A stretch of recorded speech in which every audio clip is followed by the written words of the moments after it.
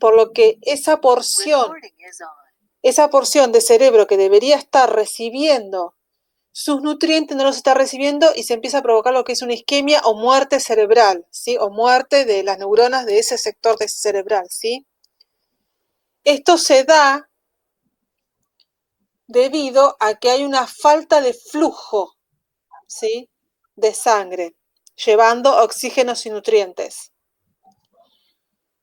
La isquemia puede ser transitoria o puede ser definitiva, ¿sí? Suponte que usted tiene una placa de trombo. En las primeras horas se empieza a producir una isquemia, pero si de repente nosotros damos a una antitrombolítico, que son heparinas, por ejemplo, para disolver el trombo, y lo logramos disolver de forma rápida, puede que el cerebro recupere rápidamente oxígeno y nutrientes y se pueda recuperar. Por eso se dice que es transitorio y puede que no quede ninguna secuela.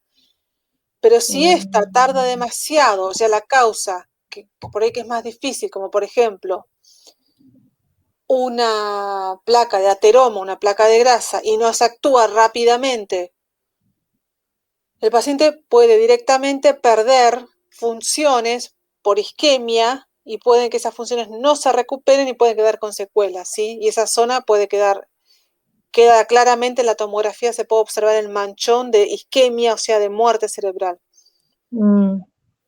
Eso es cuando es isquémico. Cuando es hemorrágico, tiene que ver con la ruptura del vaso. Es más grave, porque en ese caso hay una ruptura, un sangrado, ¿sí? Entonces, en este caso también, el ACV hemorrágico, que es más complicado su tratamiento, obviamente el paciente puede verse afectada funciones. Entonces, según la OMS, signos clínicos de desarrollo rápido de una perturbación focal de la función cerebral de origen presumiblemente vascular y de más de 24 horas de duración. ¿Sí? Déficit neurológico focal o global de inicio brusco, no convulsivo, debido a una alteración vascular. Alteración vascular que puede ser debido a una obstrucción o debido a una perforación, en este caso, que sería hemorrágico, ¿sí? Entonces, acá tenemos los dos, isquémico hemorrágico, la placa de ateroma, que es lo que le acabo de decir, inestable, y oclusión por trombo, lo más frecuente. Una cardioembolia, arritmia, segunda causa, que es una extubación súbita con defectos neurológicos severos desde el principio, o sea que tiene que haber una causa, una embolia, una causa arritmia, la estenosis carotidia. Recuerdan que el polígono de Willis está por las carotidias, basilar, comunicante anterior, posterior, ¿sí? ¿Recuerdan? Alteración en la coagulación, que es lo que les decía, pueden existir fármacos pequeños distales, como infarto lacunar, que algunos fármacos lo que provoca es alteración y provoca como un infarto y provoca como una muerte del tejido, ¿sí? Algunas drogas, por ejemplo. Estamos hablando de las ilegales, ¿no? En el hemorrágico, la hipertensión arterial crónica, que es la más frecuente, si el sangrado en pequeños periféricos, la malformación arteriovenosa que ustedes conocen como ¿cómo es que ustedes la conocen? Ayúdenme a recordar. ¿Cómo es que ustedes la conocen, las malformaciones arteriovenosas? ¿La conocen como?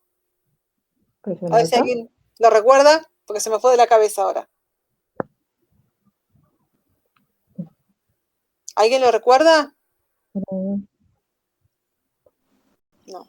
¿Colesterol, profe, o trombo? No.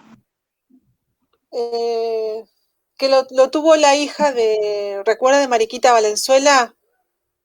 Ay, se me fue de la cabeza. Que tiene ustedes la conocen con otro nombre, pero son malformaciones arteriovenosas. ¿ACV? Bueno. No, el ACV se produce por esa malformación arteriovenosa. Pero tiene un nombre que ustedes, en el común, tiene un nombre específico. Ustedes le llaman aneurisma, chicos, no me salía. La malformación arteriovenosa, conocida como aneurisma, es una alteración en la vena. ¿Se acuerdan de los divertículos que vimos la semana pasada en gastrointestinal? Que es como una bolsita que sobresale, ¿lo recuerdan? Sí. El aneurisma es algo parecido. O sea, en la vena es como una protrusión del tejido de la vena y es como si fuera, eso es el aneurisma, como si fuera un divertículo, pero en este caso se llama aneurisma. Entonces, esa protrusión en algún momento se rompe, ¿sí? O sea, que es una malformación arteriovenosa, se rompe y provoca la hemorragia. Una angiopatía amiloide, ¿sí? Que tiene que ver, no tiene que ver la hipertensión, sino que tiene que ver con una enfermedad vascular, una anticoagulación, muchas personas que tienen problemas hematológicos, que es otro sistema, que es el que vamos a ver la semana que viene, tienen otro problema, toman anticoagulante y esta anticoagulación, la sangre está tan licuada que pueden provocar ACV hemorrágico. O, por ejemplo, puede ser una transformación del ACV isquémico, puede ser que algo empiece isquémico y de repente se transforma en hemorrágico. Esto también puede ocurrir, ¿sí? Entonces, signos y síntomas, cambio de lucidez mental, la persona enseguida suele verte como desorientada, como perdida, como si te mira, pero no te responde, ¿sí? Letargo, hay como un letargo, una somnolencia, dificultad de caminar, obviamente, pérdida de equilibrio, de coordinación, fatiga, diplopia, o sea, ¿qué diplopia? Que ven doble, fotofobia, le tienen insensibilidad a la luz les molesta. Pérdida de la visión en uno o en ambos ojos, confusión mental, sensación anormal de movimiento, vértigo, dolor de cabeza intensa que comienza súbitamente, náuseas y vómitos, dolor en el cuello, movimientos anormales, disfagia, probablemente para hablar coma o estupor, ¿sí?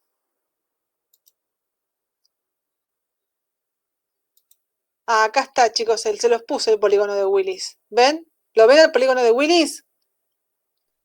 Sí, profesor. Bueno. Sí, profe. Son varias. Esta, que ustedes, no sé si ven mi cursor. Sí, se ve. Bueno, Sí, esta es la basilar, ¿sí? Después tiene la comunicante posterior, que son ambas, las carótidas, las comunicantes anterior, las comunicantes, la arteria comunicante anterior y la arteria cerebral anterior, ¿sí? Arteria cerebral anterior, posterior, comunicante anterior, el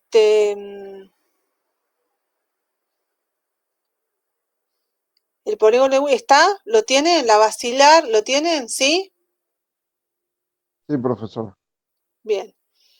Lo más importante es que sepan esto, que a mí me interesa, que son, el problema siempre se da en las carótidas, basilar, o puede ser las cerebrales comunicantes anteriores o posteriores, más que en la arteria comunicante anterior, ¿sí? Esto es para un repasito para que lo tengamos en cuenta. Miren esto. Acá tienen hacia la derecha el que sería isquémico. Esto es como se vería en una tomografía. En una tomografía se vería de esta forma y en el hemorrágico se vería la sangre, el cúmulo de sangre de esta forma, ¿sí?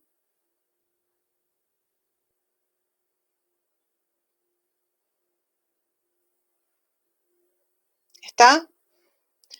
Acá vamos a hacer Sí, un alto para ver. En este caso, estos pacientes los que se realiza es tomografías o resonancia magnética, obviamente, ¿sí? Para poder evaluar, ¿sí?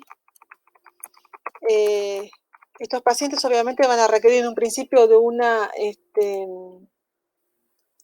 dependencia e independencia.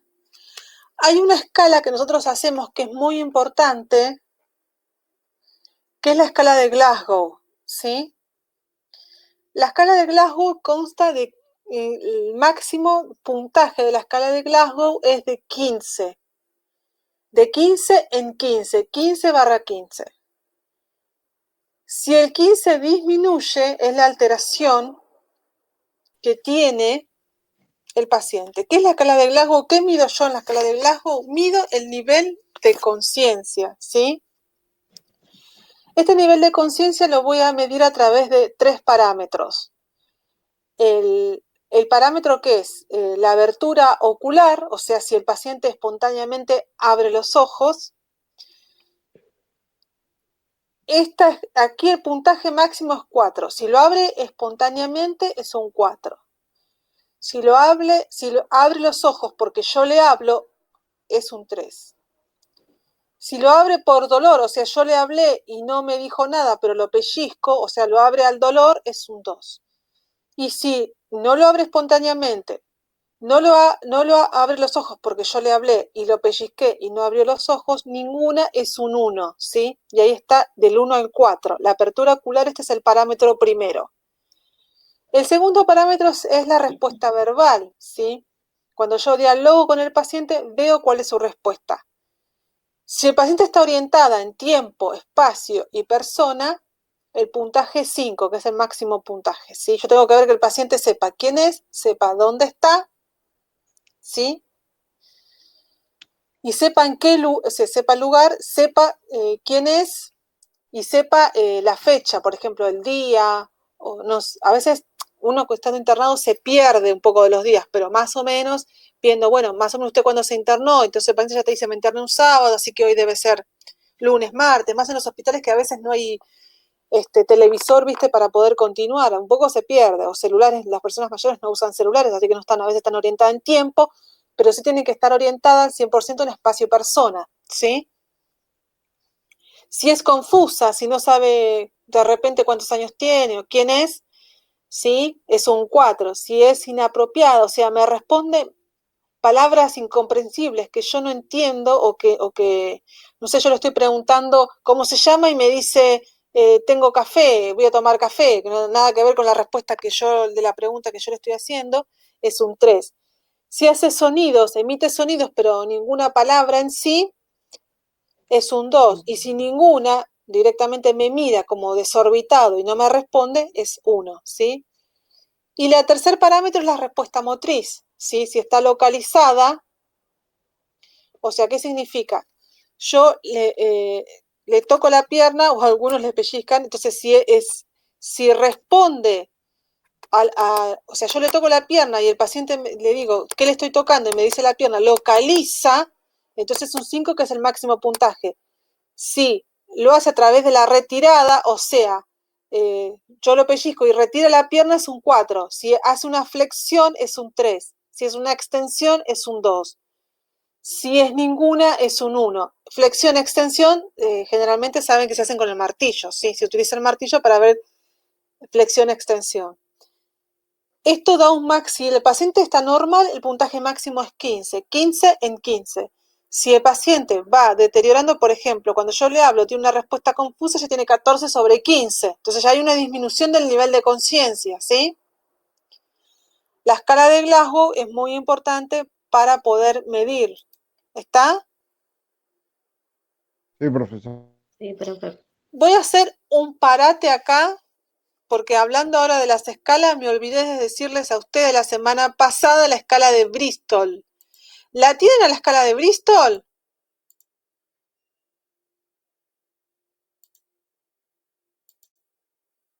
¿O no? Sí, sí, en la escala en la que se puede diferenciar los distintos colores de las heces. Sí. Los chicos, ¿saben lo que es la escala de Bristol? Sí, está en el apunte que nos dio de encima, donde se hace la valoración cefalocaudal. Bien. Bueno, eso para recordarles porque esa es una de las escalas que se utiliza en gastrointestinal, que esa me olvidé de darse, en realidad se las di el año pasado en la valoración, pero tendría que recordárselo. El Glasgow también se los di el año pasado, pero es muy importante que lo repasemos porque obviamente cuando tenemos ACV lo primero que hacemos es una medición del nivel de conciencia para ver el estado del paciente. Estos pacientes obviamente que pueden requerir de una dependencia a una independencia, pueden que recupere sus funciones, en el caso de que es un ACV transitorio, también mediante kinesiología puede que recuperen muchas de sus funciones, o sea, pueden recuperar, como hay por ahí de repente que no puedan recuperar, ¿sí? Son pacientes que, dependiendo del estado del ACV, van a requerir ayuda para vestirse, desvestirse, ayuda para comer. Muchos de ellos no van a poder, debido a su alteración en el nivel de conciencia, no van a poder coordinar la deglución porque van a terminar con una K108, una sonda nasogástrica. Muchos de ellos terminan también en gastro, yeyuno, a la edad avanzada. Muchos de esos tienen alteraciones en los uréteres, porque recuerden que puede afectar también lo que es el sistema nervioso central y periférico, o sea, lo que es el autónomo, simpático, parasimpático, por lo que pueden perder las funciones de coordinación. Entonces, en este caso, van a terminar con sonda vesical, o por ahí, de repente, alteración en la vejiga. La vejiga también actúa en relajación, contracción para eliminar la orina, por lo que también se ve alterada, por lo que tampoco puede evacuar, por lo que terminan en sonda vesical, por ejemplo. Así que bueno, por eso es importante el tema de la valoración y los diagnósticos son tomografía, resonancia magnética, para poder descartar, y la escala de Glasgow en principio para nosotros, y la valoración. Estos pacientes pueden quedar como secuelas parálisis, ¿sí? Que pueden ser parálisis, o sea, hemiparálisis, o sea, la mitad de un cuerpo o la mitad del otro, parestesia, que pueden quedar no sienten sienten como un hormigueo y no tienen sensación. Por lo que generalmente quedan como una debilidad, quieren tomar una taza y no la pueden tomar y no sienten, o sea, el brazo lo pueden mover, pero tienen un hormigueo constante o una falta de que lo que están tocando, lo están tocando, ¿sí? Eso se llama parestesia. Parestesia, hemiplegias, ¿sí? O parálisis o hemiplegias, también conocida como plegias. Hemiplegias o, en el caso depende de qué zona sea, parálisis completa, ¿sí? Que se conoce como cuadripléjico cuando está totalmente inmovilizado, ¿sí? ¿Hasta acá me siguen?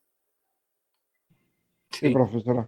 O sea, dependiendo del daño, vamos a tener que ver si esta persona queda totalmente dependiente y si hay algo que pueda recuperar, ¿sí? Puede que no pueda recuperar. En el caso de que tenga una hemiplegia, ACV, por ejemplo, una ACV que pueda ser transitorio o hemorrágico o isquémico, que pueda recuperar parte de su movilidad. Ahora, si estamos en una paraplegia o cuadriplegia, puede que esta persona totalmente quede cuadripléjico y no pueda recuperar ninguna función. O sea, depende de la evolución de la enfermedad y depende de la zona que haya afectado, ¿sí? ¿Qué más les puedo decir de esta enfermedad? De los signos y síntomas que no estaban mencionados acá, no se los había mencionado. Porque esto más que nada, todos estos signos y síntomas son en la etapa aguda. Obviamente que van a requerir de mucho kinesiología estas personas, movimientos pasivos, activos, dependiendo de la gravedad, y movimientos isotónicos e isométricos también. Eso lo vamos a ver. Pasivos y activos movimientos pasivos y activos activos cuando vos le pedís al paciente que realice un movimiento, levante el brazo. Ahora, si el paciente no puede levantar el brazo porque ese brazo tiene una parestesia o una hemiplegia, entonces el kinesiólogo lo va a levantar por él. Eso es pasivo, o sea, el kinesiólogo levanta el brazo por él. ¿Qué es lo que está haciendo? Está tonificando la musculatura. Pero como el paciente no lo puede hacer, lo hace el kinesiólogo. Entonces, esos movimientos pasivos. Si es activo es cuando lo hace el propio paciente, ¿sí? Isotónicos e isométricos tiene que ver con movimientos, con la coordinación de los movimientos, ¿sí?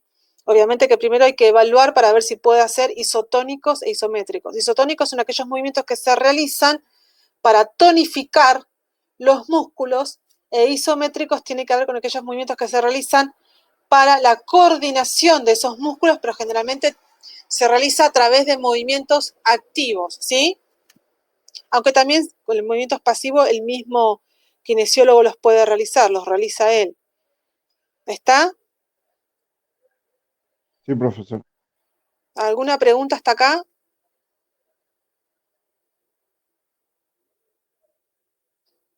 ¿No? No, profesor. Bueno. Entonces, vamos a ver esta que es meningitis.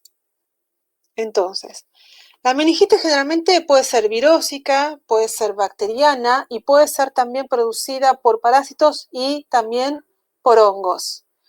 Hay una que la voy a nombrar, no está acá, pero no se las puse. La triquinosis, ¿la conocen? ¿O la han escuchado alguna vez nombrar? No. ¿La enfermedad que del cerdo o algo así, profe? Sí.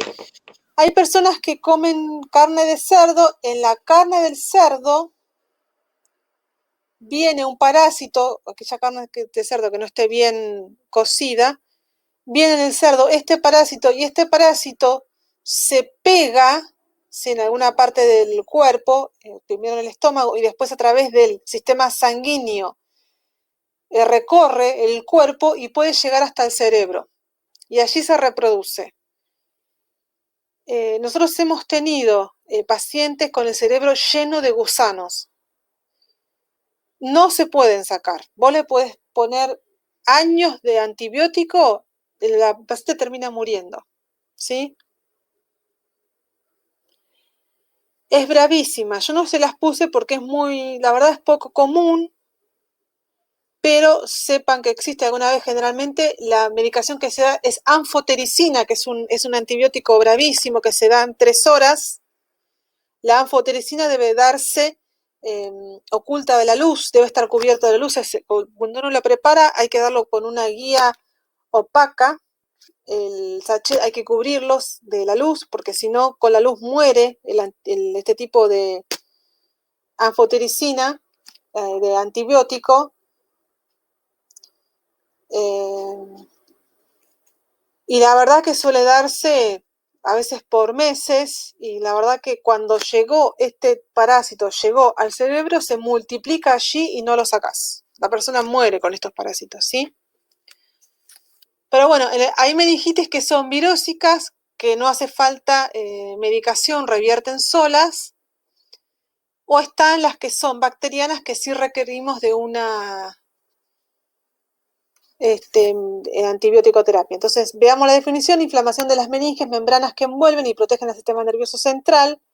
Su origen puede ser viral o bacteriano, o en el caso también, acá no lo dice, pero puede deberse también a parásitos y hongos. Las meningitis bacterianas son muy peligrosas y pueden llegar a ser mortales, constituyen una emergencia médica, pues su alta morbilidad requieren un diagnóstico y tratamiento oportuno, ¿sí? La meningitis bacteriana aguda es la forma más común de meningitis, ¿sí? Del 15 al 20% de todos los casos. La infección puede causar edema. Esto a su vez interfiere con el flujo de sangre, o sea, obviamente afecta el polígono de Willis, y puede resultar en parálisis, incluso un infarto cerebral o apoplejía. En este caso, lo que hay que hacer para diagnosticarla a la meningitis, lo que se hace es se toma líquido pleural, ¿sí? Yo no sé si ustedes vieron la técnica para toma de líquido pleural. Se toma, o sea, el paciente puede estar acostado en la postura fetal para hiperextender la columna, o puede estar sentado, inclinado hacia adelante, que generalmente cuando es así, cuando está inclinado hacia adelante, es la enfermera, el paciente tiene apoyada la cabeza de la enfermera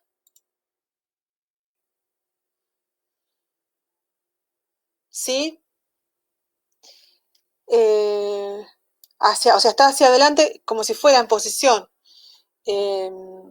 fetal, pero hacia adelante apoyado hacia la enfermera, o a veces se le pone una mesa para que el paciente se apoye en la mesa delante. En el caso que tengamos una enfermera, porque generalmente a veces tenemos dos, una tiene al paciente y la otra asiste al médico. En el caso de que haya una enfermera, se le coloca la mesita de comer delante, se le pide al paciente que apoye la cabeza en la mesita para que haga una hiperextensión. Luego se prepara la bandeja, que en este caso el médico nos va a pedir el tipo de aguja, ¿sí? Que va a necesitar. Obviamente que va a necesitar camisolina estéril, guante estéril, Pervinox, anestésico, ¿sí? Que es lidocaína al 2% sin epinefrina. Va a necesitar, como les dije, campos estériles, jeringas, agujas, para cargar, obviamente. Las agujas para punzar, ¿sí? Y por supuesto descartador, ¿sí? Rótulo, porque hay que rotular. El líquido es extraído y puesto en tubos de ensayos o en frascos de urocultivo, ¿sí? Que también tenemos, nosotros en nuestra bandeja tenemos que disponer de esto. La punción, por ejemplo, si la aguja que nos piden es raquídea, por lo general es una aguja raquídea, se produce entre la tercera y la cuarta vértebra lumbar, ¿sí? Entre la tercera y cuarta vértebra, se punza hasta que se llega a la médula y de allí se extrae, sale el líquido, ¿sí? Que en este caso, el líquido puede ser color claro, que es normal, turbio, que puede haber una infección, puede ser purulento, o sea, con pus, podemos extraer este líquido. Lo importante cuando extraemos, eso lo va a hacer el médico, pero lo importante también es, si tenemos una hipertensión craneal, hay que tener mucho cuidado porque la hipertensión craneal, cuando uno sale con la aguja, aprieta con la aguja, estamos hablando de que hay un aumento de líquido, hay un aumento de presión intracraneal, ¿sí? Entonces, cuando uno punza, puede que tanta presión hace que salga de forma rápida el líquido por la aguja. Por eso por la aguja no hay que retirar, ¿sí? Vieron que nosotros en realidad lo que queda, punzamos, en realidad lo hace el médico, punza y queda la aguja y el mandril. El médico va a ir retirando lentamente la aguja, porque en el caso de que venga demasiado líquido, va a volver a cerrar, porque podemos provocar una alteración, o sea, como hay tanta presión, si uno lo hace de forma intempestiva, disminuye la presión y sale de forma intempestiva el líquido, de una forma brusca, podemos provocar en esa persona convulsiones, ¿sí? Porque hay un aumento de presión y hay que hacerlo de forma lenta, retirar el líquido de forma lenta, porque en el caso de que nosotros puncemos y salga chorros de líquido, no podamos tapar la aguja, esto hace un intercambio de presiones, que provoca que podamos tener en esta persona una convulsión, ¿sí? O una parálisis cerebral, ¿sí? ¿Me siguen hasta acá? Sí, profesora. Bien, bueno. Sí, profe. Esto lo va a hacer el médico igual, no lo van a hacer ustedes, pero yo me refiero que sepan que puede haber una hipertensión y que el médico va a ir retirando despacito la aguja para tener cuidado de que no haya una hipertensión, ¿sí?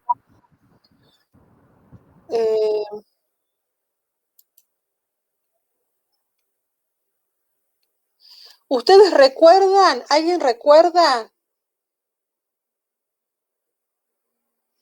cómo desde las capas de la meningitis recorre el líquido cefalorraquídeo? ¿Lo recuerdan?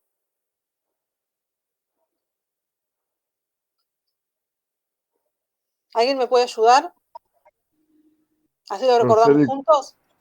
Tercer y No, cuarto profe. ventrículo, Muy bien. espacio subaracnoideo. El cuarto pasa al tercer y cuarto. Sí, Subaracnoideo, ¿lo recuerdan? sí. Agujero de Luschka, conducto de Silvio. ¿Lo recuerdan o no? A ver, alguien que me lo diga.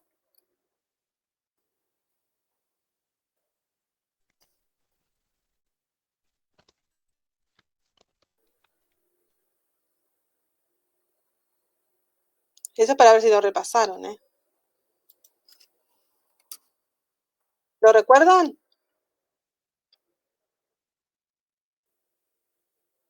Sí, los plexos coroideos y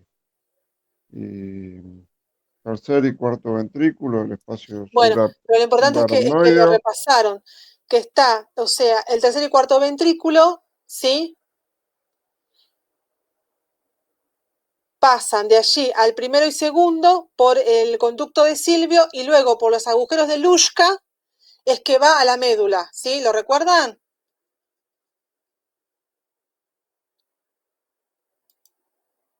Entonces, a lo que yo voy es que hay un aumento,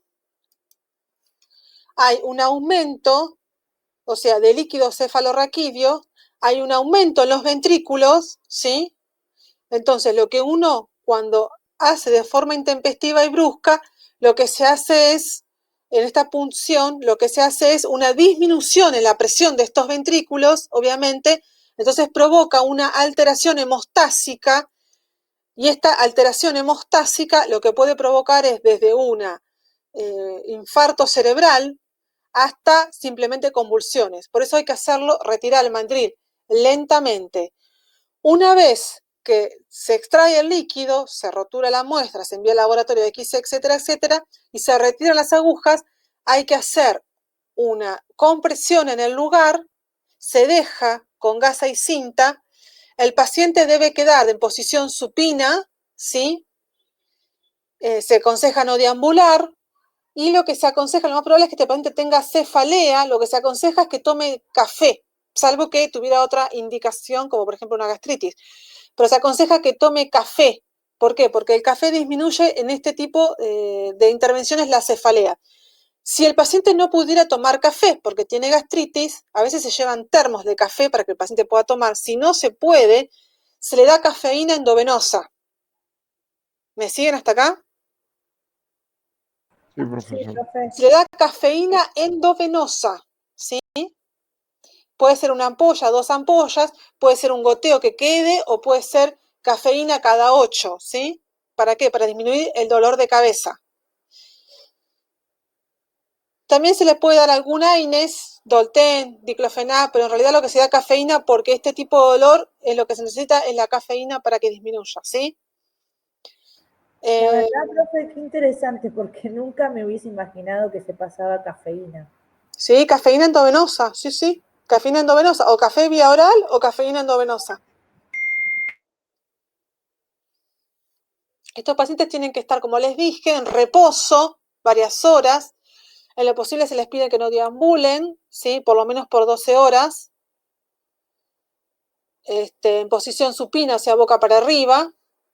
Hay que evaluar, porque a nosotros nos ha pasado de pacientes que por más que le hayan hecho compresión, después cuando vos vas a la media hora evaluás y él todavía no ha hecho hemostasia y continúa perdiendo líquido cefalorraquídeo, y hemos visto el líquido cefalorraquídeo en las sábanas, especialmente cuando tiene un aumento de presión, no cierra y sigue perdiendo líquido. En este caso hay que volver a curar y volver a comprimir para que cierre y no siga perdiendo líquido cefalorraquídeo, porque la abertura no cerró y sigue perdiendo, ¿sí?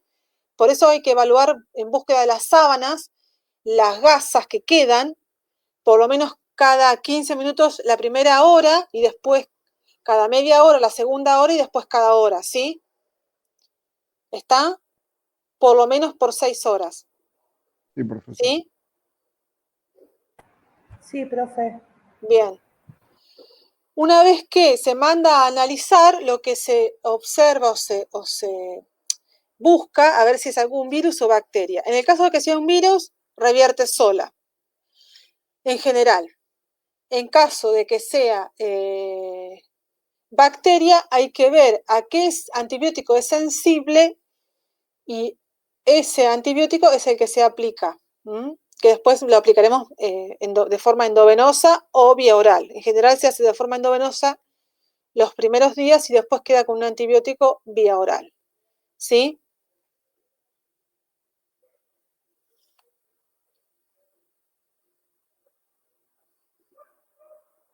¿Hasta acá estamos? Sí, profesor. Sí, profe. ¿Alguna pregunta que me quieran hacer?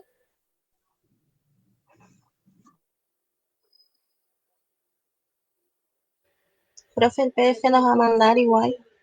Sí, yo lo voy a mandar y, por supuesto, las preguntas. Bueno, esperen que voy a sacar esto para que me vean.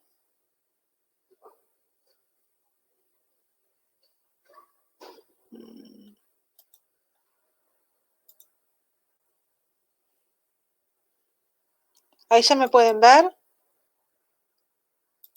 Sí, profe, se ve Sí, perfecto. profe. Sí. Sí, profesor. A ver si puedo compartirles las preguntas, así las vemos juntos. Profe, Sí, ¿usted podría mandar el tema que vamos a ver, no sé, un día antes?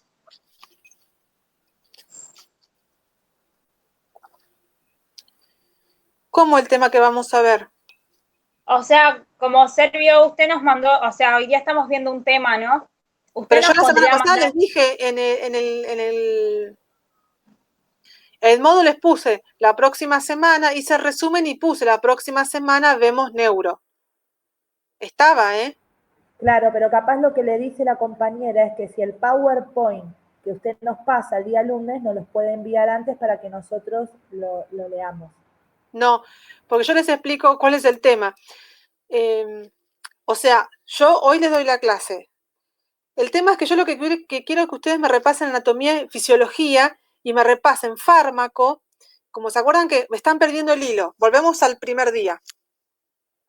Yo les doy el tema y yo lo que necesito es que ustedes, no que se pongan a ver las patologías, necesito que primero repasen todo lo que es anatomía, fisiología, fármaco, prácticas y cuidados y modelos. Y enlacen todo eso, ¿sí? Lo vayan repasando de tal sistema. El día que yo doy las patologías, después ustedes tienen que repasar para el próximo sistema, pero ya ahí lo que repasaron más lo que yo di, lo vuelven a ver y lo empiezan a pensar y razonar. Y en la clase siguiente, por eso yo les pregunté, ¿les quedó alguna duda de gastrointestinal? Y ustedes me dijeron que no. Por en teoría ustedes, yo el PowerPoint que les mandé el lunes pasado, ustedes lo volvieron a ver, volvieron a todo eso que habían repasado a coordinarlo, volvieron a unificar todo, no les quedó ninguna duda y entraron a repasar neuro. Porque si yo les mando el Power, lo que van a hacer es se van a estudiar el Power y no me van a repasar anatomía, fisiología, le digo porque ya en años anteriores me ha pasado. Que les hago preguntas. O sea, les estoy hablando, suponte, sobre Guillain-Barré y ustedes ya lo saben, pero cuando yo les pregunto, bueno, háblenme de cómo está conformada una neurona y no lo saben, porque se ocuparon de aprender lo que yo les tengo que dar, no se preocuparon por lo más importante que es repasar. Entonces yo me paso todas las clases repasando anatomía y fisiología y no es lo que yo tengo que hacer, ¿entienden? Por eso yo les planteé esta metodología. Ustedes. Profe, una pregunta. Sí. Usted nos dijo que cuando contestamos las preguntas de los cuestionarios no le podemos mandar a usted las respuestas. No, me pueden preguntar a mí las dudas que tengan sobre las patologías. ¿Y cómo sabemos nosotros que lo que contestamos está bien y no está mal? Porque yo te estoy dando la clase, José. José, ¿no? Sí, soy yo. Claro, yo te estoy dando la clase. Por ejemplo, o sea, vos vas a ampliar a lo que yo te doy, si querés vas a ampliar.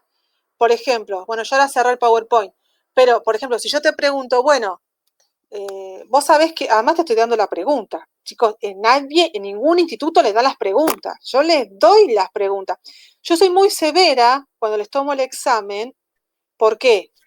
Porque ustedes tienen las preguntas. Si no tuvieran las preguntas no sería tan severa, pero yo les doy las preguntas, entonces no pueden ustedes decirme, no lo sé, porque te estoy dando la pregunta, o sea, cuando llegas al examen ya sabés lo que te voy a tomar. Entonces, por eso soy severa en el final, porque ya sabés lo que te voy a tomar. No es que no sabés, no es que yo te digo, bueno, estudien todo neuro. No, yo no les hago estudiar las 2.500 patologías que tiene neuro. Les hago estudiar 4 o 5, o sea, las 4 o 5 que ustedes necesitan saber, que son las que más van a ver, como ACV. Por ejemplo, Huntington se los acabo de sacar, porque no es muy raro que lo vean. Pero, por ejemplo, ACV, Alzheimer, Parkinson, el Guillain-Barré, que está muy de moda por el tema de que es una consecuencia de las vacunas. La esclerosis múltiple y el ELA, la esclerosis lateral amiotrófica. O sea, fíjense las patologías que doy de las 500 que hay. ¿Sí? Sí, son las más comunes. Que son las más comunes. Si yo te digo, bueno, llega a tu final y te digo, bueno, hablame de la ACV, vos te vas a sentar delante mío y lo que yo te dije. Mire, la ACV tenemos 2 tipos de ACV. Tenemos el ACV isquémico y hemorrágico. Generalmente el ACV isquémico tiene que ver con una obstrucción arteriovenosa, el ACV hemorrágico tiene que ver con una ruptura de una arteriovenosa, generalmente puede ocurrir en el polígono de Winnis, que se divide de esta forma, la arteria basilar, las carótidas y las comunicantes, las cerebrales comunicantes anteriores y posteriores con la comunicante anterior. Generalmente en el polígono de Willis puede ocurrir, que es lo más común, pero no quita que pueda ocurrir en otra malformación arteriovenosa. Entonces, el paciente, lo primero que puede observarse es el paciente que esté somnoliento, no responda, debilidad muscular, dificultad al caminar. Se puede observar que el paciente, cuando se realiza la valoración, la escala de Glasgow, una disminución del nivel de conciencia, una puntuación menor al 15 en 15. Lo que se va a realizar en este caso es una evaluación a través de un estudio diagnóstico, resonancia magnética o tomografía computada para evaluar primero si se trata de un ACV y si este es isquémico hemorrágico, ya que en el caso de que tenga un ACV isquémico, lo más probable es que obviamente voy a aplicar un tratamiento distinto al ACV hemorrágico. En un ACV isquémico hay que evaluar si el ACV isquémico es a través de un trombo, hay que aplicar antitrombolíticos. En el caso de que sea placa de ateroma, lo más probable es que este paciente haya que aplicar medicamentos para el colesterol, como por ejemplo atorvastatina, o sea, simvastatina, o sea, estatinas, de la familia de las estatinas generalmente. En el caso de que tengamos que sea un ACV, que sea por placa de ateroma, si no cede con las estatinas, este paciente lo más probable es que tengamos que realizarle un estudio llamado angioplastía. La angioplastía es un estudio que se realiza en hemodinamia, en donde el paciente va a hemodinamia, se le ingresa un catéter, en ese catéter se dirige, que puede entrar por femoral o puede entrar por radial, se dirige hacia el lugar donde está la placa de ateroma y se rompe la placa de ateroma con un que se llama un dispositivo endoscópico que presenta en la punta un paraguas. Ese paraguas se abre, rompe la placa de ateroma y de esta forma es el tratamiento que realizo y el paciente de cualquier manera va a quedar igual con estatinas.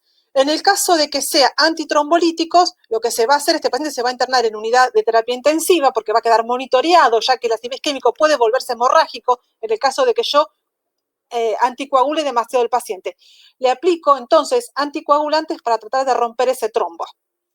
En el caso del ACV hemorrágico, obviamente, como es hemorrágico, ¿qué es lo que no voy a aplicar? Son anticoagulantes. Voy a suspender cualquier tipo de anticoagulantes. Este paciente va a quedar monitoreado. Puede que también requiera ingresar a hemodinamia para, a través de una endoscopía, ¿sí? Un sistema de endoscopía hemodinámica. Perdón el ruido que es terrible. Pueda que haya que, en este caso, se me fue la palabra, quemar la vena no es, en este caso es cauterizar. Puede que haya que cauterizar, dependiendo de la arteria venosa. Puede que en terapia intensiva haya que poner un catéter PIC para evacuar, que lo que se coloca es un catéter, se rompe parte del cráneo, se inserta un catéter PIC en donde se evacúa, en el caso de que haya un aumento de sangrado, se hace una evacuación. Estos pacientes obviamente tienen que estar monitoreados. Como este tipo de pacientes no pueden recibir anticoagulantes, estos pacientes pueden, lo que tenemos que evaluar, como estos pacientes van a estar postrados, le vamos a tener que, más allá de que evaluar, puede que estos pacientes puedan comer solo, puede ser que estos pacientes estén entubados, en este caso de que estén entubados, requiera una K108 o sonda nasogástrica, va a requerir una vía central por la complejidad. Esta vía central, obviamente, que vamos a aplicar todos los cuidados que corresponden a la vía central, va a tener, dependiendo de la presión, porque ya aquí sabemos que algunos ACV hemorrágicos tienen presión alta, no van a tener solución fisiológica como PHP, sino que van a requerir, por ejemplo, dextrosas. Si no es así, puede tener infusiones como dextrosa, solución fisiológica, Ringer, además de toda la medicación que corresponde, que seguramente va a tener aplicado corticoides. Este paciente también va a requerir de que le realicemos un vendaje elástico en miembros inferiores, ya que como no, en el caso del ACV hemorrágico, no está anticoagulado, puede generar trombosis en miembros inferiores, lo que puede terminar en una trombosis venosa profunda, o sea, como patología, en este caso no recurrente, sino es de intercurrencia. Puede intercurrir, porque eso cuando lleguemos al momento les voy a explicar bien qué es una patología recurrente y qué es una patología adyacente o comorbilidad. Se lo vamos a ver bien. Pero yo les estoy explicando, cuando lleguemos al final, estoy sumando mucha más información porque todavía no vimos, porque no avanzamos, pero cuando ustedes llegan al final, toda esta información la van a tener, ¿sí? Entonces, bueno, y finalmente estos pacientes lo que se va a requerir es, desde que vaya de la dependencia a una mayor independencia, van a requerir ayuda en el vestido, van a requerir ayuda en la alimentación, van a requerir ayuda en lo que posiblemente, en lo que es eliminación, ya que estos pacientes posiblemente en una primera instancia estén postrados, van a requerir de sonda vesical, lo que va a implicar todos los cuidados que se aplican en una sonda vesical. O sea, fíjense, yo estoy dando el examen, ¿sí? ¿Me siguieron? Sí, profe. Así lo tienen que dar profesora. ustedes. Así lo tienen que dar ustedes.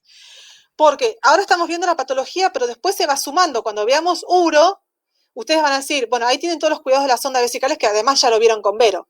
Entonces yo les puedo, a todo eso que yo acabo de dar, yo ahí pregunto, bueno, hablan de las, porque bueno, va a tener una sonda vesical. Bueno, hablan de los cuidados de la sonda vesical. ¿Entienden? Que eso ya lo saben porque lo vieron con Vero, pero lo vamos a repasar. Bueno, y así sucesivamente. Eso es el examen. O sea, yo les pongo ACV y de ahí ustedes, si bien yo le doy, porque ustedes me dirán, pero porfa, usted no nos habló de que hay estudios hemodinámicos, ¿sí? Porque bueno, todavía no llegamos a la parte todavía de hematología, pero Profe, sí. le hago una pregunta. Nosotros tenemos 70 preguntas para estudiar y usted nos va a dar toda la información durante todo este tiempo. Sí. Pero solo, o sea, cuando usted nos pregunte ACV y nosotros le respondamos eso, ¿cuántos minutos vamos a tener? 20. 20 minutos por examen. En general, son 5 preguntas, tienen que responder 3 bien, pero bien, pero bien. Okay. Pero bien. Claro, porque usted desarrolló una pregunta muy larga. Y el día que nos mostró, por ejemplo, cuando nos habló de las hernias, nos dijo que bueno, que usted quería saber cuál era que nosotros, más allá de todo, teníamos que saber cuál era una hernia o una eventración. O sea, por eso. En el caso de la hernia es mucho más fácil, porque la pregunta es qué es una hernia y una eventración. Entonces, en ese caso yo digo, ¿qué es una hernia y qué es una eventración? ¿Cuáles son los signos y síntomas? ¿Y cuál es el tratamiento? Que es quirúrgico. No hay mucho para decir. En cambio, en una ACV hay demasiado para hablar. ¿Sí? Claro, por eso mismo le decía, porque está bien, nosotros obvio tenemos que estudiar las 70, pero si usted nos pregunta de la ACV, ya con todo lo que tenemos que decir, no vamos a decir, a eso me refiero. No, el tema, vos lo arrancás, el tema es que vos tenés que tener 3 preguntas bien, no hace falta que si vos ya me dijiste, ponele que tenés ACV, me lo decís 10 puntos, tenés hernia, me lo decís 10 puntos, no sé, y tenés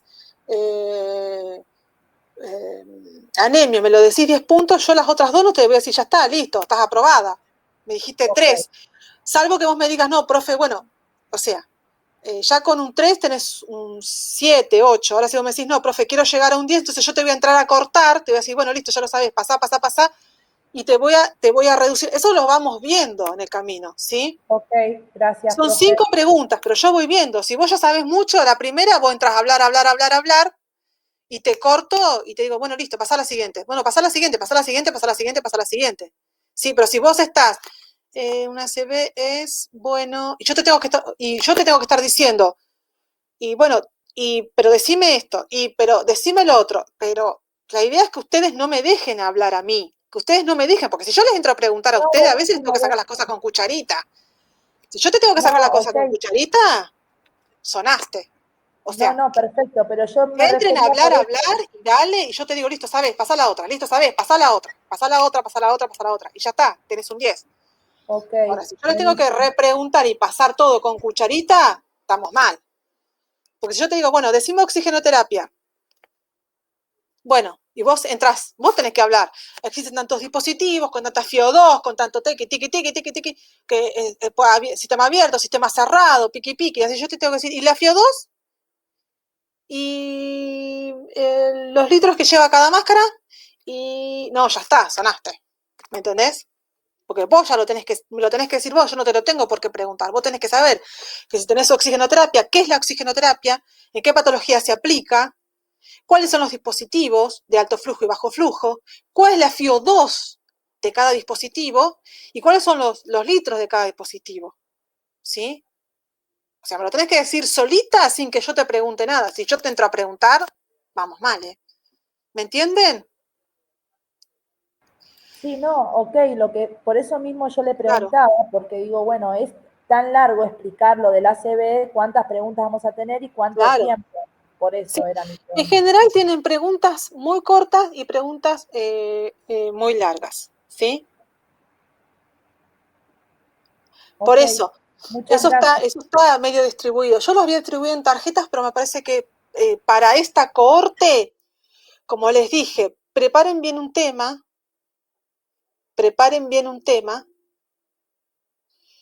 porque en el caso de que estén muy flojos, a veces yo les empiezo a hacer una pregunta, no la sé. Me dicen, no, la segunda no la recuerdo. No, bueno, a ver qué tema me decís. Y yo te entro a preguntar ahí a ver si te puedo remontar a un 4. Siempre preparen un tema. Primero empezamos con las preguntas, ¿sí? Y después, si vemos que no remontan, ustedes se explayan con un tema y vemos si podemos salir. O sea, yo les doy todas las posibilidades. No soy tan mala, en realidad soy brava al final, porque lo tienen todo muy servido, en bandeja muy servido. Entonces, como está tan servido, necesito que me respondan.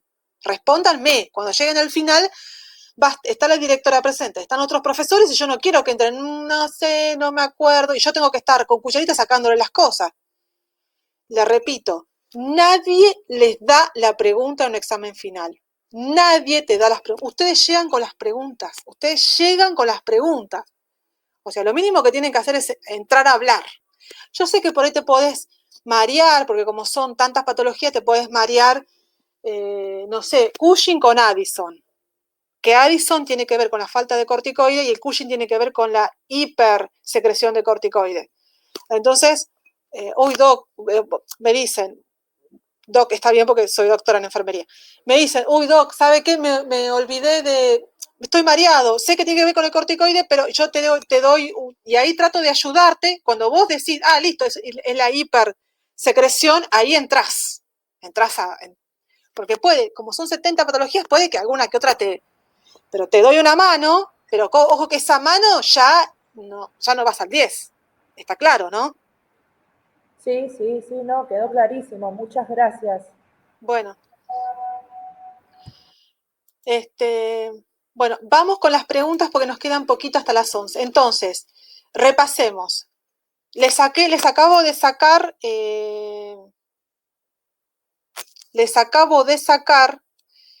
acá hay otra que, mire, no se las di, pero ahora se las voy a dar. Bueno, entonces, en clase, Guillain-Barré y esclerosis múltiple, que quedó claro. La pregunta va a ser esta. ¿Por qué va a ser esta? Porque ambas dos tienen que ver con la desmielinización, ¿sí? Con la alteración en la mielina. Una es a nivel periférico y la otra es a nivel central. Esto es lo que yo voy a buscar que ustedes me respondan y después todo lo demás. ¿Qué se aplica inmunoglobulina? ¿Qué en el tratamiento, lo que en la valoración se hace a través de se busca a través del estudio del martillo, si hay hiporreflexia o arreflexia, ¿sí? Etcétera. Describe la enfermedad de Alzheimer, describe la enfermedad de Parkinson, que ya como sabemos, y le describe la enfermedad lateral amiotrófica, que son neurodegenerativas por un trastorno de la neurona, que puede ser deberse a envejecimiento, puede deberse a una alteración que provoca que la neurona esté deteriorada. Es un deterioro progresivo, ninguna tiene cura. Describe la acidez químico y ACV hemorrágico que les acabo de describir. Y en casa, para que ustedes vayan buscando, es meningitis, convulsiones, que me quedó afuera, que convulsiones, lo hablamos un poquito ahora, lo importante de convulsiones, que esto lo tienen que saber, el paciente en general la convulsión tiene que ver con una falla eléctrica, o sea, no tiene que, porque hasta ahora venimos viendo alteraciones neuronales. La convulsión es una falla eléctrica. En esta falla eléctrica lo que hay es una alteración de la electricidad entre las neuronas que esto provoca movimientos isotónicos e isoclónicos. Perdón, movimientos clónicos y tónicos. ¿Qué tiene que ver con clónicos y tónicos? Tónicos tiene que ver con que hay una rigidez muscular y clónicos tiene que ver con movimientos involuntarios que el paciente, o sea, además de rigidez muscular, tiene movimientos que el paciente no puede controlar. El paciente entra en un estado de inconsciencia, entra a moverse con estos movimientos clónicos y además entra a tener movimientos tónicos. Las convulsiones pueden ser tónicas, pueden ser, o sea, solo rigidez muscular, pueden ser clónicas, o sea, solo movimientos, o pueden ser tónicas y clónicas. Lo que ocurre cuando existen este tipo de patologías, lo que ocurre es que tenemos que dejar que la convulsión pase, tenemos que poner una almohada debajo de la cabeza del paciente para que no en el caso de que generalmente caigan en el piso, de que no se lastime. Hay que tratar en general de colocarle en la boca una especie, algo sin lastimarnos nosotros mismos, porque la fuerza que tiene es brutal. Hay que tratar de abrir la boca y tratar de colocarle algún paño para que no se corte la lengua, no se muerda la lengua. Hay que tratar, obviamente, de correr todo lo que haya alrededor para que cuando los movimientos no se lastime con objetos que haya alrededor. Hay que tratar de ponerlo de costado para que no se broncoaspire. Hay muchas personas que cuando realizan convulsiones se broncoaspiran. Parte del sistema gástrico pasa a los pulmones y se broncoaspiran.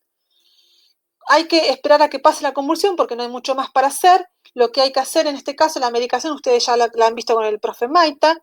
En primera instancia se puede dar diazepam, o que ustedes conocen como Valium, que puede ser, en el caso puede ser rectal. Cuando está con los movimientos clónicos es muy difícil poner la vía. Entonces, cuando uno intenta poner una vía, no puede. Entonces, porque si tiene una vía, se pasa endovenoso. Si no tiene endovenoso, puede ser rectal el Valium, puede ser rectal o puede darse sublingual. Lo meten dentro de la boca. Como pueden, lo meten dentro de la boca o rectal. En general, en los niños que ya llegan con convulsiones, no pueden poner la vía encima, que tienen las venas más complejas, los niños se les da rectal. El diazepam rectal. El diazepam o Valium nunca se da intramuscular. ¿Por qué? Porque se cristaliza en el músculo y no se absorbe. Esto se lo anotan y es pregunta que lo tienen que saber. El diazepam, y no lo vieron, no tienen que verlo conmigo, lo tienen que haber visto con el doctor, con el profe Maita. Nunca se da intramuscular el diazepam, porque se cristaliza. En el caso de que yo no tenga el diazepam rectal, no tenga una vía para darlo endovenoso, tengo el Trapax. El Trapax Olorazepam. El Trapax Olorazepam se puede dar endovenoso y se puede dar intramuscular, ¿sí? Generalmente se recurre para darlo intramuscular el Lorazepam, ¿sí? Que es un medicamento que va en la heladera, necesita de frío, va en la puerta, se refrigera en la puerta de todas las heladeras de cualquier hospital. ¿Está? ¿Lo tienen? ¿O estoy hablando como una loca sola? Sí, profesora, lo tenemos. Lo tenemos, bien. Si no, después, bueno, hay otros, por ejemplo, el Epamín, pero generalmente una vez que pasa la crisis se deja un goteo de Epamín. O se da Epamín vía oral, o se da Epamín endovenoso cada 8, cada 6, o se deja colgado un goteo de Epamín, ¿sí? ¿Está? ¿Hasta acá Sí, me profesora. siguen? Bueno. Eso es algo que lo van a ver bien en casa, pero yo se los doy así a grandes rasgos porque si no, no llegamos. Después, miastenia gravis. La miastenia gravis, que es una pregunta cortita, que ahora se está dando mucho. La miastenia gravis a veces se da por la realización de mucho ejercicio, entre ellos el famoso spinning. Una de las causas porque es un hiperagotamiento. Tiene que ver con una alteración de la acetilcolina. La miastenia gravis es una alteración que no tiene que ver con una alteración neurológica, tiene que ver con una alteración en realidad muscular más que neurológica, porque hay una alteración de proteínas y enzimas, entre ellos la acetilcolina, que hace que si bien los músculos reciben los nervios para moverse, no esta proteína y enzimas y proteínas que colaboran en el movimiento de los músculos no actúan, no colaboran. Entonces, obviamente que solo el sistema eléctrico no lo puede realizar. Perdón, en convulsiones lo que me olvidé de decirle que lo que se hace es una polisomnografía. La polisomnografía es lo que, o electroencefalograma, se realiza un electroencefalograma, durante la noche se lleva a la persona, se le interna, se le colocan electrodos y durante la noche se realiza un electroencefalograma, que no es lo mismo que un electrocardiograma, un electroencefalograma en donde la persona se evalúa el sistema eléctrico para ver dónde está la alteración eléctrica, ¿sí?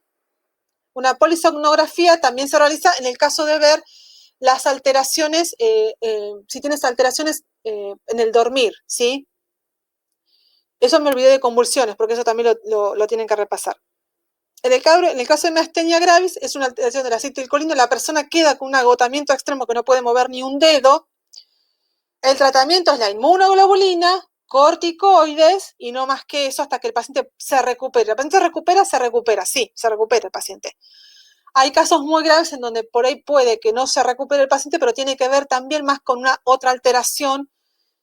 Esa enfermedad está interrecurriendo quizás con otra patología, entonces neurológica o no, entonces puede que en ese caso la miastenia puede que no recupere el 100%.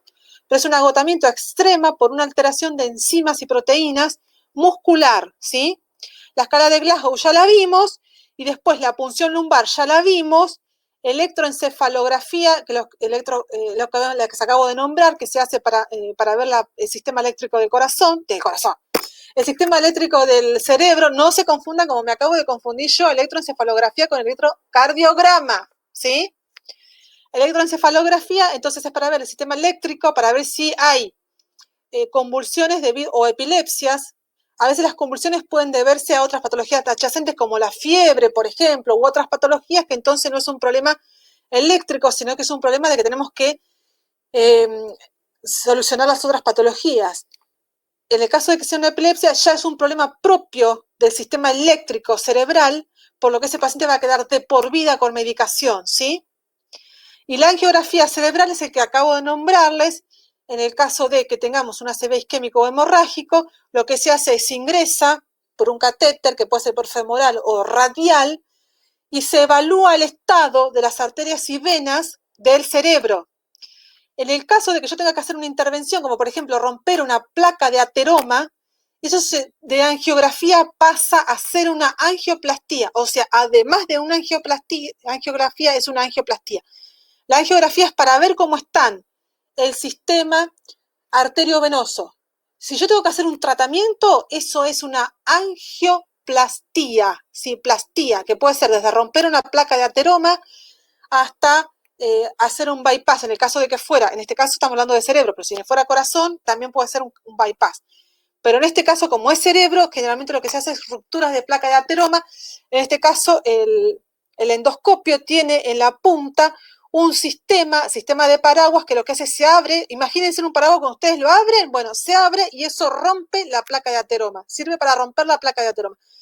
Pueden dejar además stent colocado, filtros o stent, para que no se vuelva a formar. En el caso de que fueran trombosis, generalmente se utiliza dejar filtros. Se dejan filtros para que filtre la sangre, y, o sea, en el cerebro se dejan pequeños filtros en la parte arteriovenosa afectada. Se dejan filtros ¿para qué? Para que no se vuelvan a formar trombos en esa zona, ¿sí? Y eso ya es una angioplastía, porque están haciendo un tratamiento. No solamente si entro para ver, es angiografía. Si entro para realizar algo, ya sea dejar un filtro, romper una placa de ateroma, eso ya es una angioplastía, en este caso cerebral, pero puede ser cardíaca, puede ser renal, puede ser, ¿sí? En este caso es cerebral, ¿está? Sí, profesora. Bien, entonces, ¿qué es lo que tienen que hacer ustedes ahora? Lo primero que tienen que hacer es, el tiempo que tenga, es volver a repasar todo esto, llenar. Para mí yo les aconsejo que vayan llenando el cuestionario para que me vayan haciendo las preguntas, ¿sí? Igual vamos a tener una clase, les voy a dejar una clase para que me pregunten de todo la última clase. Pero a lo que yo le doy, ustedes tienen que tratar de ampliar un poquito más la información, ¿sí? Si tienen alguna duda, la clase que viene me lo preguntan. Para la clase que viene ustedes tienen que, o sea, no solamente tienen que dedicarse a esto, que yo les aconsejo yo sé que tienen otras materias, que tienen mucho, pero bueno, traten de ir llenando los cuestionarios para que al final no sea tanta cosa. Y para la clase que viene tienen que repasar todo lo que es anatomía, fisiología, todo lo que es prácticas, cuidados y fármaco de hematología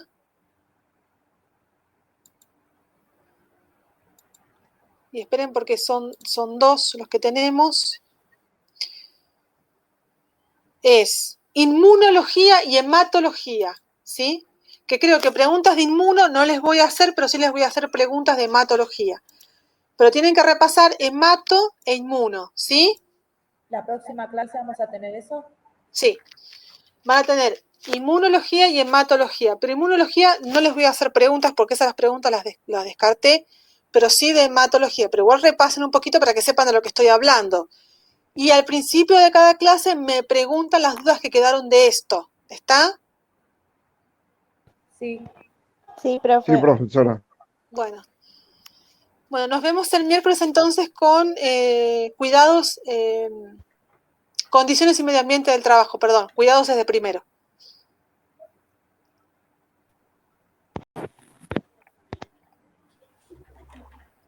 ¿Está? Sí, profe. ¿Alguna pregunta Sí, más? ¿Algo profesora. más que me quieran decir? No.